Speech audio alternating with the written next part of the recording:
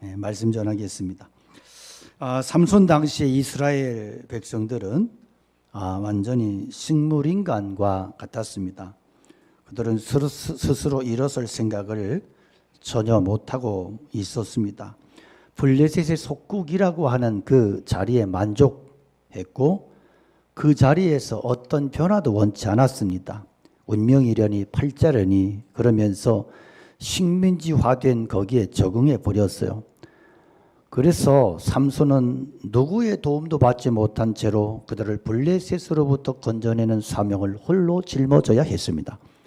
그의 사역이 힘든 이유가 어디에 있었습니까?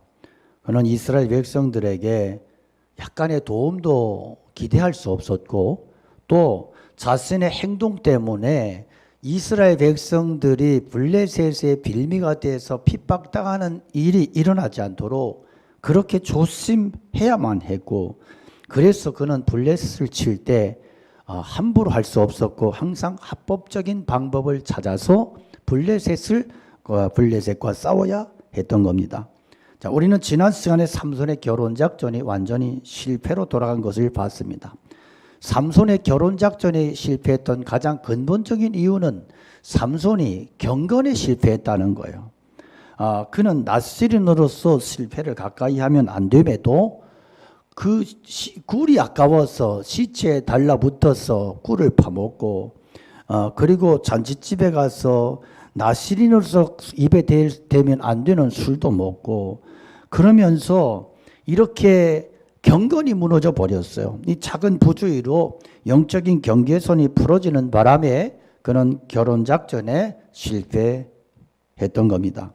자, 수수께끼 사건 이후에 삼손이 화를 내면서 그 자리를 떠났고 이것을 본 그 장인이 이제 자신의 딸과의 결혼 생활이 끝장났다고 생각해서 그 딸을 다른 사람에게 주어버렸어요. 여기서 알 수 있는 것은 삼손의 장인은 원래부터 이 결혼식을 우습게 알았다는 거예요. 삼손을 이용한 후에 얼마든지 발로 차버릴 수 있다고 생각했고 삼손이 블레셋 사람들에게 혼쭐 났으니까 다시는 얼씬거리지 못할 것이라고 생각해서 자신의 딸을 또 다른 남자에게 주어버렸어요. 자, 이런 상황 속에서 삼손이 자기 아내를 만나기 위해서 선물을 준비해 가지고 덜렁덜렁 이제 찾아간 거예요. 꽃을 한 다발 안고 그랬는데 이 상황이 이래요. 다급해진 장인이 뭐라고 타협하냐 하면 네 아내는 다른 데 시집 갔으니까 더 예쁜 동생하고 결혼하라는 거예요.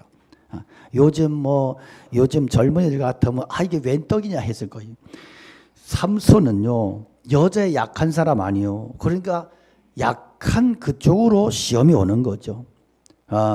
근데 당시 이게 참 오늘날로는 우스운데 그 당시 고대로서는 딸은 인격이 없어요. 그래서 아버지가 그냥 가축을 팔아넘기듯이 아버지 마음대로 할 수 있었던 거예요.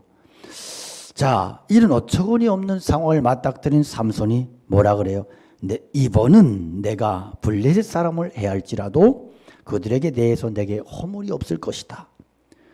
블레셋을 합법적으로 칠 수 있는 결정적인 기회가 왔어요. 이번에 이 말에 악센트가 있어요.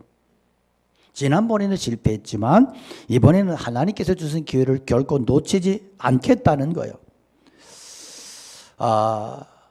이것은 삼손이 태도가 바뀌었어요.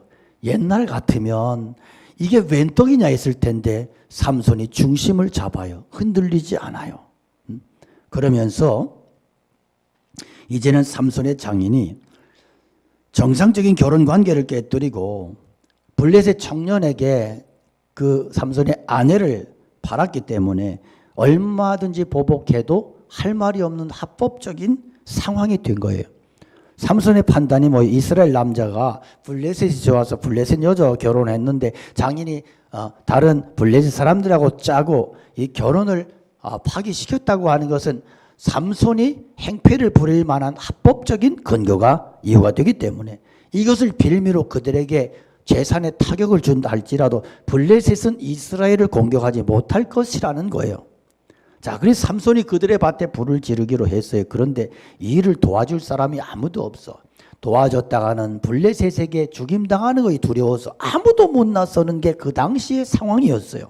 이 순간에 삼손이 들짐승을 이용하기로 합니다. 삼손이 가서 여우 300마리를 붙들어서 그 꼬리와 꼬리를 메고 회를 가지고 그 두 꼬리 사이에 한 회를 달고 회에 불을 붙이고 그것을 블레셋 사람들의 곡식밭으로 몰아들여서 곡식단과 아직 배지 아니한 곡식과 포도원과 감람나무들을 사른지라. 자, 여기에 나오는 여우는 우리가 생각하는 뭐 굴파고 홀로 사는 그런 여우가 아니고 여우는 결코 때로 다니지 않아요. 300마리 붙들려면요 얼마가 걸릴지 몰라. 그런 게 아니고 여기에 나오는 여우는 여러분 아는 자칼이라고 하는 들짐승의 때로 다니는 당시에 큰에 빠졌던 그 들짐승들을 잡아서 때로 잡아서 2마리씩 꼬리 잡아매고 회를 달고 불을 붙여가지고 온 들판으로 뛰어다니게 만들어버렸어요. 참 요즘에 동물 애호가들의 얘기를 들으면 참 흥분하고 별의별 소리 다 짓거릴 텐데 그냥 그렇게 들으세요. 당시의 상황과 이 문화를 이해하지 못하면 안 되는 거죠. 그렇게 이 삼손이 온 곡식 들판에 평야에 불을 질러요. 이 삼손의 불놀이는 딥나 곡창지대를 놓고 오랜 시간 싸웠던 이스라엘과 블레셋 간의 싸움의 결정판입니다. 사사시대는요 하나님이 장애인도 쓰시고 여성도 지도자로 쓰시고 그리고 서자의 아들도 이 서자도 이렇게 초배자식도 쓰시고 그런데 이번에는 들판에 여우를 쓰셔서 특공대를 만들어서 그렇게 공격을 하게 하십니다. 그러니까 하나님은 들짐승까지라도 애굽에 10가지 재앙을 내릴 때는 파리, 개구리, 이런 것 가지고도 곤충, 벌레를 가지고도 당신의 역사를 이루셨던 하나님이시죠. 자, 이 사건 이후에 블레셋 사람들은 그 원인을 찾았는데 삼손과 이스라엘에게는 공격할 명분이 없는 거예요. 그래서 이제 삼손의 장인과 그 아내를 불태워 죽여버린 왜 쓸데없는 짓 해서 자신들에게 피해 입혔나는 거죠. 그래서 이것이 또다시 삼손에게는 공격의 합법적인 기회가 돼요. 그래서 삼손이 그들에게 이르되 너희가 이같이 행하였은즉 내가 너희에게 원수를 갚고야 말리라 하고 블레셋 사람들의 정강이와 넓적다리를 크게 쳐서 죽이고 내려가서 에단 바이툼에 머물렀더라. 정강이와 넓적다리를 크게 쳤다고 하는 것은 관용오기로서 힘 있는 힘쓸 만한 젊은이들을 다 죽였다. 그런 뜻이 있습니다. 자, 삼손의 생애에서 이때만큼 놀랍게 하나님께 온전히 붙들려 사용된 적이 없어요. 어떻게 이렇게 될 수 있었느냐? 한 번의 실수가 그를 철저히 낮아지게 만들었기 때문입니다. 우리는 성령 충만을 자신의 감정에 미쳐 날뛰는 것으로 생각하기 쉬워요. 그래서 성령 충만 그러면 사람들이 기도하다가도 자꾸 의도적으로 엉덩이를 막 들썩거리고 막 온몸을 막 강제로 휘두르는데 그러나 성령 충만은 그렇게 임하는 게 아니에요. 성령 충만은 자신의 감정에 충실하고 자신의 감정에 흥분에 날뛰는 게 아니고 사실은요 정반대입니다. 성령 충만하면 결코 자기의 생각과 기분이나 감정에 휘둘리지 않습니다. 이번에 삼손은 철저하게 하나님의 손에 붙들렸어요. 화가 난다고 해서 함부로 행동하지 않았어요. 충동적이지 않았어요. 먼저 하나님의 뜻을 쫓아 생각하고 그리고 나서 철저하게 그 뜻을 쫓아 따라 행동했습니다. 우리 신앙생활에 결정적인 영향을 주는 것은요 아주 작은 유혹이에요. 별것도 아닌 작은 유혹이 우리의 영혼을 병들게 만들고 어둡게 만들고 영적 분별력을 잃어버리게 만드는가 하면 아주 작은 유혹 하나 이겼는데 거기에서 영적인 힘이 생기고 분별력이 생기고 그 성령 충만하게 해서 하나님의 뜻을 정확하게 행하게 하기도 하는 것입니다.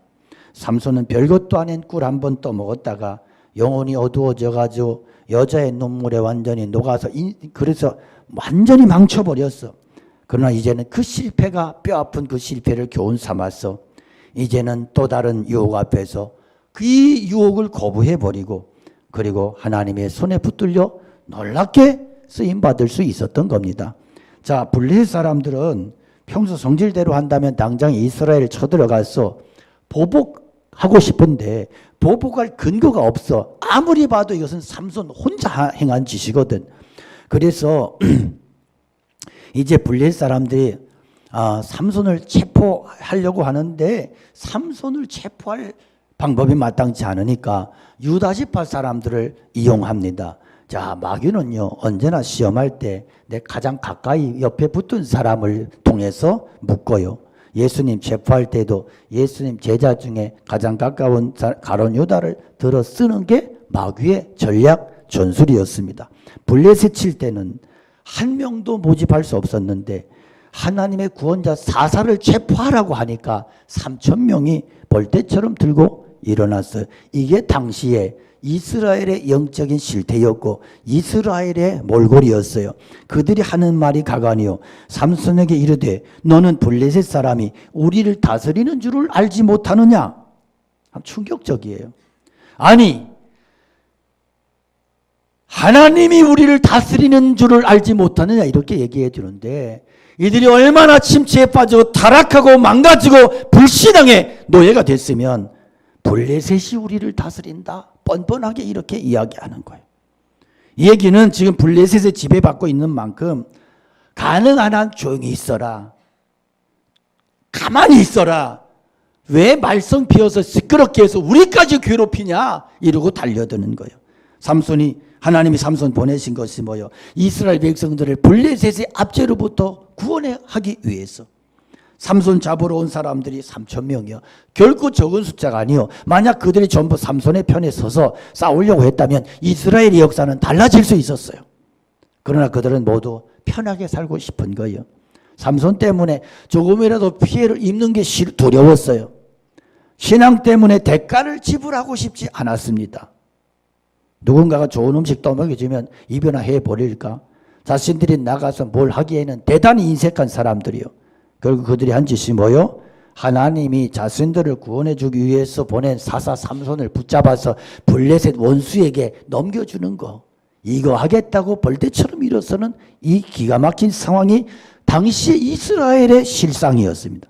자, 삼손은 자기를 잡으러 온 유다 사람들에게 한 가지만 요구해요. 그게 뭐냐면 나를 공격하지 말라.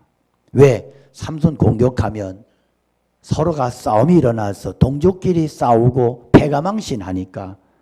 그래서 삼손이 그렇게 요청했고 그렇게 묶임을 당하고 순수하게 결박당해서 끌려갑니다. 유대인들은요 예수님 오셨을 때에도 이와 똑같은 짓을 했어요. 하나님은 그들을 죄에서 건져내시려고 그리스도를 보내셨어요. 그러나 그들은 그리스도를 시기해서 결박해서 로마 군인들에게 넘김으로써 그들에게 침뱉음 당하시고 따귀를 맞으시고 결국에는 십자가에 못 박혀 죽게 했습니다. 자, 그렇게 한 이유가 뭐죠? 우리는 변하지 않겠다는 거지. 우리는 지금 이렇게 쭉 살아왔고 이렇게 살면 되지 왜 자꾸 변하라고 하느냐. 신앙생활하는 분들 중에 그런 분들이 있어요. 말씀이 우리에게 쳐서 말씀이 우리에게 새롭게 도전할 때 그 말씀 붙들로 도전하고 그 말씀 붙들로 변화를 위해 기도해야 되는데 나 지금까지 이렇게 신앙생활에 왔는데 목사님 설교에도 맞는 것 같기도 하지만 나는 지금까지 이런 식으로 신앙생활에 왔으니까 나를 좀 내버려 두시오. 이런 신자들이 의외로 많단 말이에요. 이게 뭐냐 하면 당시에 블레셋 당시에 이스라엘의 영적 실태였던 거예요. 안 변하겠다는 거예요. 안 변하려고 하는데 왜 우리를 변하라고 자꾸 시끄럽게 이야기하느냐. 그래서 삼손이 자신들의 생활에 조금이라도 피해 줄까 봐 얼른 잡아서 결박해서 원수에게 넘겨버리는 이런 모습을 오늘 봅니다. 자, 유다 지파가 자신을 잡으러 왔을 때 보여준 삼손의 모습은 우리 신앙생활의 하나의 원리를 보여줘요. 내가 순순히 붙잡혀 줄 테니까 너희 손으로 나를 치지 말라. 이렇게 부탁해요. 이 말은 내 손으로 동족을 칠 수 없고 내가 동족에게 피해를 입힐 수 없다. 너희는 철부지라서 나를 블레셋에 잡아 넘기고 있지만 그렇다고 내가 동족이 너희와 싸울 수 없지 않느냐. 왜? 나는 하나님의 사람이다. 나는 신앙인이다. 그 얘기예요. 여러분 이거 굉장히 중요한 생각이에요. 비록 지금은 그들이 침체되어 있어서 자기를 팔아먹지만 그럼에도 불구하고 하나님이 자신을 보내신 목적은 블레셋의 손에서 그들을 건지는 것이지 그들을 치는 게 아니라는 거예요. 요즘 말로 표현하면 삼손은 굉장히 교회관이 건강하고 좋았어요. 가끔 보면 신학자들이나 목회자들 중에도 교회 밖에서 이상한 언론을 통해서 교회를 욕하고 비난하고 비판하는 사람들이 있어요. 교회도 사람들 모인 곳인데 욕먹을 만한 일이 왜 없겠어요? 교회는 하나님 앞에 설 때까지 끊임없이 개혁되고 갱신되어야 되는 공동체입니다. 그래서 우리가 교회 안에서 또 목회자들 속에서는 치열한 담론이 필요합니다. 저는 강단에서도 교회가 안고 있는 이런 그런 안타까운 문제들을 쉬쉬거리면서 적당히 덮고 넘어갈 문제가 아니라 교회 안에서만큼은 이 문제를 함께 책망하고 각성하고 그리고 목회자와 성도들이 이런 문제들을 위해서 함께 가슴 아파하고 함께 끌어안고 기도하고 고쳐나가야 될 문제라고 저는 그렇게 믿습니다. 그렇지만 그런 일을 세상에 나가서 부정적인 언론으로 밥 빌어먹는 그런 언론 무슨 뉴스 이런 데 까발리면서 교회를 비난하고 잘난 척하는 그런 이적 행위는 옳지 못한 악한 행위라고 저는 믿습니다. 여러분들이 제 목회 철학과 저의 설교를 오해하지 마십시오. 제가 감히 말씀드릴 수 있는 것은요, 저는 정말로 교회를 여러분 뭐라고 하지만 저는 여러분보다 제가 교회를 훨씬 더 사랑하고 저는 한국 교회를 그리고 세계 주님의 교회를 정말 많이 사랑해요. 그래서 교회 안에 안타까운 일들이 일어나면 저는 너무너무 속이 상하는 거예요. 그래서 제가 말씀을 통해서도 아픈 이야기들을 때로는 교회에 대한 그런 가슴 아픈 이야기들을 하면 이 이야기는 우리가 함께 기도해야 될 문제고 이 문제를 끌어안고 우리가 함께 고쳐나가야 될 문제인 거예요. 그런데 어떤 사람들은 이런 설교를 말씀을 전하면 왜 목사가 교회를 비난하냐 이러는데 머리가 나빠서 그래요. 정말로 잘 이해하셔야 돼요. 저는요, 제가 예전에 주님의 교회를 묵상하면서 정말 교회를 위해서 제가 얼마나 많이 울었는지 몰라요. 한국 교회를 위해서. 제가 그래서 선교사들도 그 어려운 교회 속에서 제가 선교비로 35%에서 40% 사이를 선교비를 썼어요. 제가 해외에 돈이 아까워서도 해외에 제가 안 나갔어요. 왜? 제가 한 번씩 나갔다 오면 그거면 한 1년 선교사 파송하겠더라고. 그러면서 제가 정말 많이 울었어요. 지하실에서. 우리는 주의 백성이오니 주의 그 큰 이름 선포합니다. 이곳 어두운 세상에 빛으로 부르셨네. 그의 얼굴 구할 때 역사하소서. 교회를 세우시고 이 땅 고쳐주소서.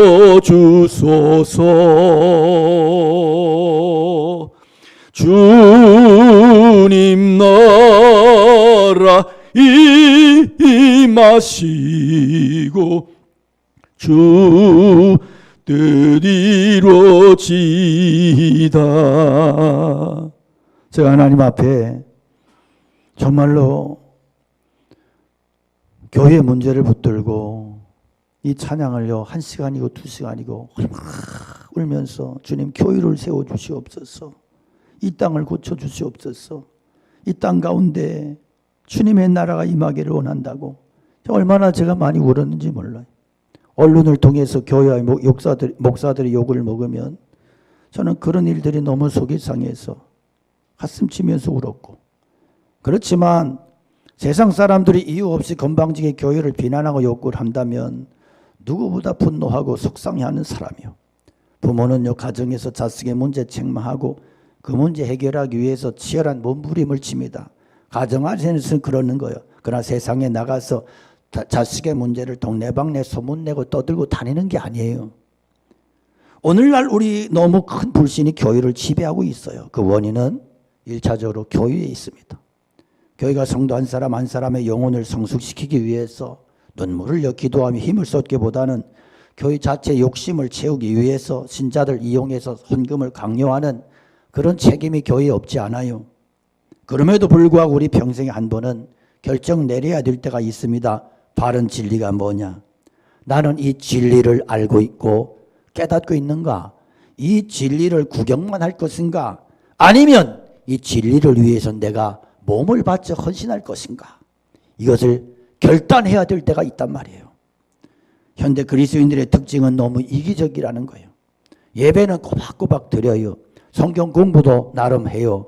괜찮은 사람끼리 모여서 커피 마셔가면서 좋은 얘기 나누는데 손해볼 게 뭐 있고 싫을 게 뭐 있겠어요.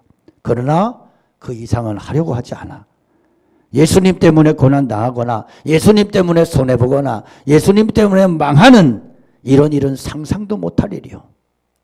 저는 교회 자체의 욕심을 위해서 교인들의 희생을 강요할 생각은 조금도 없습니다. 만일 제가 그런 구린 생각이 있다면 저처럼 설교하고 저처럼 목회하지 않을 거예요. 그런 면에서 보면 저는 참 어리석은 목사요. 안타까운 목사요. 그러나 적어도 우리가 십자가의 진리 그 측면에서는 결국 구경꾼의 자리에 머물거나 책임을 회피하면 안 된단 말이에요. 진리를 위해서라면 당연히 대가를 지불할 각오와 결단하는 것이 진짜 신앙이요. 예배만 드리고 자기 문 탁 닫아버리고 잠궈버리고 나는 내 할 대로 하고 내 이익대로 가고 내 생각대로 가겠다. 이것은요, 삼손을 블레셋에 넘긴 유다 사람들하고 똑같은 태도인 거예요.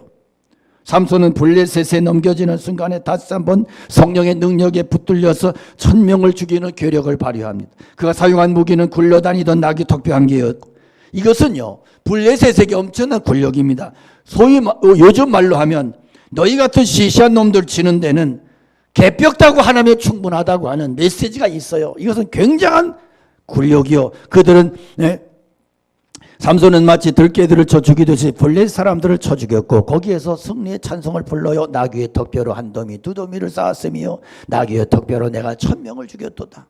삼손이 전쟁 끝난 후에 턱뼈를 집어 던지면서 그곳 이름을 라맛 레히라고 했어요. 턱뼈의 산, 턱뼈의 언덕이라는 뜻이죠.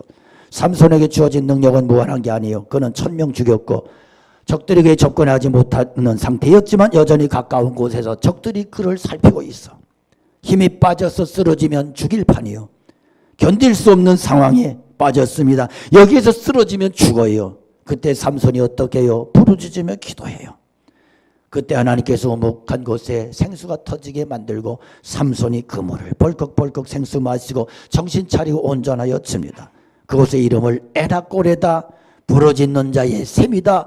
부르짖을 때 하나님이 샘을 붙여주셔서 회복시키시고 살려주셨다, 그런 말입니다. 이게 오늘 우리에게 아주 중요한 약속을 줘요. 우리가 성령으로 충만해져서 하나님의 능력을 힘입는다고 하는 것은 영구적인 현상이 아니고요. 또 힘이 빠져요. 또 나약해지고 가만히 있으면 또 침체가 오는 거예요. 그렇다면 하나님의 일을 하다가 성령의 능력이 고갈되어 지쳐 쓰러지게 됐을 때 우리가 어떻게 하면 이 능력을 다시금 회복할 수 있을까요? 그때는요, 무조건 하나님 앞에 나가서 지금 내가 지쳐 있습니다. 소진되어 있습니다. 주여 나에게 능력을 주시옵소서, 도움을 간구해야 되는 것입니다. 그러면 마치 삼손 앞에 생수가 터지듯이 우리의 심령의 성령의 역사가 회복되는 것을 느끼게 되는 것입니다. 내 상태가 너무 좋지 않아서 지옥 문턱에 다다른 것 같을지라도 거기에서 하나님 앞에 부르짖을 때 하나님께서 순간에 우리의 영혼을 다시금 살려주시는 줄로 믿습니다. 그러면 나에게 성령의 역사가 소진된 것을 무엇으로 확인할 수 있느냐? 성령의 역사가 소진되면요, 기쁨이 없어지고 신경질이 나고 예민해지는 거예요. 주변 사람들 결점이 자꾸 눈에 들어와 한없이 비판적이 되고 부정적인 것들만 눈에 들어와요. 그때는요, 내가 똑똑해지고 내가 예민해지고 내가 머리가 깨어난 게 아니고 성령의 배터리가 떨어져서 그런 거예요. 성령의 배터리가. 남편이 행동이 하나부터 10까지 다 미워. 내가 낳은 자식인데도 몽둥이로 패버리고 싶고 막 그런 생각이 죽고 싶고 막 다 그냥 막 불지르고 싶고 이런 생각이 떠오르거든. 내가 내가 어떤 능력에 붙들려서 내가 뭐 어떤 새로워진 게 아니요. 이거 죽을 거예요, 이거. 이때는 뭐냐?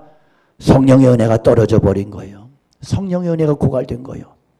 말씀의 은혜가 안 돼. 목사 얼굴이 미워서 미치겠어.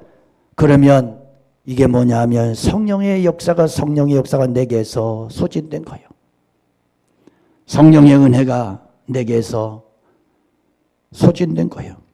그래서 우리는 이럴 때 정신을 똑바로 차리고 나의 믿음을 점검하셔야 돼.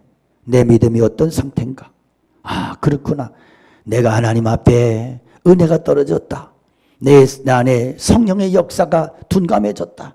그래서 하나님 앞에 에너지를 충전받기 위해서 나와 부르짖으라고 하는 그 하나님의 음성을 들어야 될 줄로 믿습니다. 그리고 다른 사람 핑계댈 것이 없고 있는 모습 그대로 하나님께 나가 기도해야 돼요. 다른 기도 필요 없어요. 하나님, 저 배터리가 다 떨어졌어요. 주변이 미워지고요. 식구들이 원수로 보여요. 남편의 얼굴 보면 분노가 일어나고요. 예배 시간에도 은혜가 안 돼요. 주님, 저에게 은혜를 주세요. 성령의 능력이 성령이 고갈되었습니다. 정직하게 말씀드리면 기도하면 돼요. 그러면 그 자리에서 바로 하나님께서 에나콜에 성령의 역사로 샘이 터져 나오는 회복의 역사를 부어주실 줄로 믿습니다. 여기서 놀라운 것은 라맛 레히와 에나콜레가 함께 있다는 거예요. 자, 라맛 레히는 특별히 언덕, 삼손이 하나님의 엄청난 능력으로 승리한 것이에요. 그러나 바로 그 승리의 현장에서 삼손이 목말라 죽게 돼서 하나님 앞에 울부짖어야 했다는 사실을 기억하십시오. 사자와 꿀이 한 자리에 있은 것처럼 덕표의 산과 부르짖는 자의 샘물이 또한 한 자리에 있다는 사실을 주목하십시오. 우리는 놀라운 승리를 이룬 바로 그 자리에서 침체될 수 있고요. 큰 은혜가 있던 교회가 갑자기 시험에 빠질 수도 있고요. 흥분됐던 그만큼, 감동됐던 그만큼 또 침체에 빠질 수 있다는 거예요. 선줄로 생각했는데 순식간에 크게 넘어져 깊은 수렁에 빠져버리더라는 거예요. 이런 낭패는 신자들에게 얼마든지 일어납니다. 어떻게 해야 되느냐? 그때는 다른 일 할 필요가 없어요. 솔직한 심정으로 하나님 앞에 나가 부르짖으라는 거예요. 삼손이 했던 것처럼 하나님, 제가 고갈되어서 이 엄청난 승리를 거두어도 식구들을 실망시키고 주변에 상처만 떠안기고 있습니다. 저에게 긍휼을 베풀어 주시옵소서. 저에게 성령을 부어 주시옵소서. 부르짖으면 바로 그 자리에서 하나님께서 들으시고 성령의 역사를 회복시켜 주실 줄로 믿습니다. 삼손은 하나님의 손에 전적으로 붙들려서 완전한 승리를 거두었습니다. 한 번의 실패를 거울 삼아서 이번에는 실패하지 않았습니다. 여러분, 이거 굉장히 중요한 이야기예요. 우리의 문제가 뭐냐 하면 한 번 실패하고 그 자리에 또다시 넘어지고 또다시 넘어지다가 나중에는 아예 길들여져 가지고 나는 그냥 이렇게 살고 만다고. 이러니까 우리의 삶에는 성령의 역사도 없고 하나님의 도전도 감동도 없는 거예요. 삼손의 교훈은 삼고 한 번의 실패를 교훈 삼았어. 이제는 하나님 다시는 그 자리에 또다시 반복에 넘어지지 말자는 거예요. 결국 우리가 이기느냐 지느냐 이것은 작은 경건에 달려 있습니다. 여러분, 기도하지 않고 절제하지 않고 성경 읽지 않고 승리할 수 있는 사람 아무도 없어요. 오늘 우리에게 주어진 성령의 능력은 영구적인 게 아니요. 아무리 은혜를 많이 받아도 시간 지나면 고갈되게 돼 있고 그러면 다시금 재충전 받아야 돼요. 삼손이 어떻게 재충전 받았습니까? 그 자리에서 부르짖음으로써 재충전 받았어요. 우리는 승리한 그 장소에 쓰러질 수 있어요. 시간 긴장이 풀리면 한순간에 무너질 수 있어요. 저는 목회자들을 통해서 이런 일을 얼마나 많이 보는지 몰라요. 그런데 여러분, 우리는 항상 그래요. 그런데 그럴 때 하나님 앞에 정신 차리고 어린아이가 졸면서 주님, 제가 넘어졌어요. 주님, 제가 힘이 빠졌어요. 성령의 배터리가 떨어졌어요. 저에게 은혜를 부어 주시옵소서. 일으켜 세워 주시옵소서. 승리를 허락하여 주시옵소서. 간구할 수 있기를 축복합니다. 그러면 성령의 샘이 우리의 심령 깊은 곳에서 다시금 새롭게 터져 나올 것입니다. 승리하시기를 축복합니다. 우리 함께 말씀 기억하며 찬양 올려드리겠습니다.